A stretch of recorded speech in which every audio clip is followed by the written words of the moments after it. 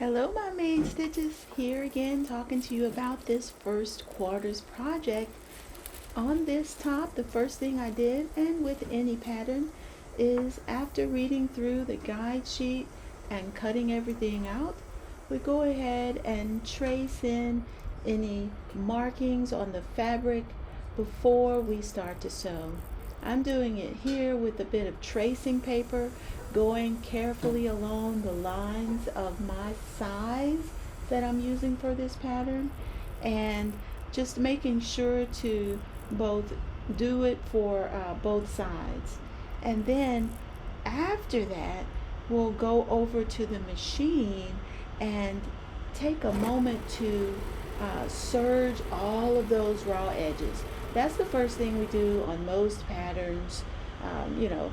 Take a look at the guide sheet, have a read through, carefully do your markings after you've cut everything out, and then serge those raw edges.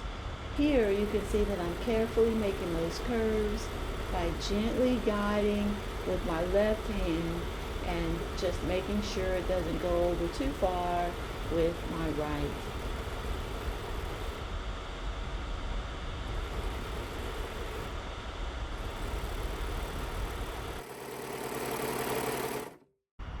And next, I want to talk to you about adding piping.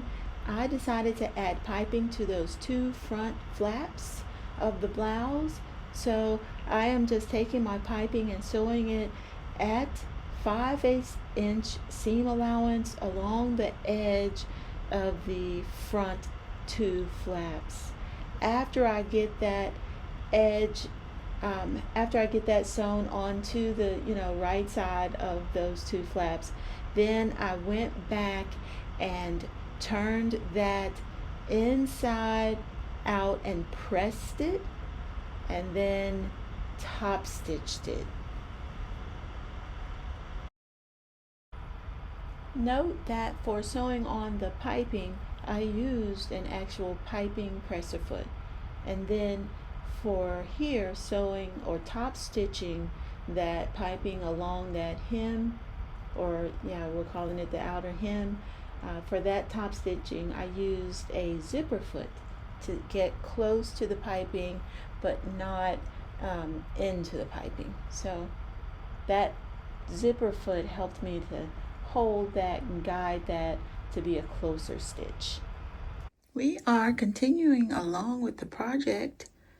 And just a little note here, when you get to these pleats on this particular pattern, it is good to take your time and get those pleats as close to, if not exactly as, the pattern recommends. And that's what it looks like sometimes when you just take the pattern and literally put the lines where they're supposed to be so that you can have a sense of how to do it on the fabric.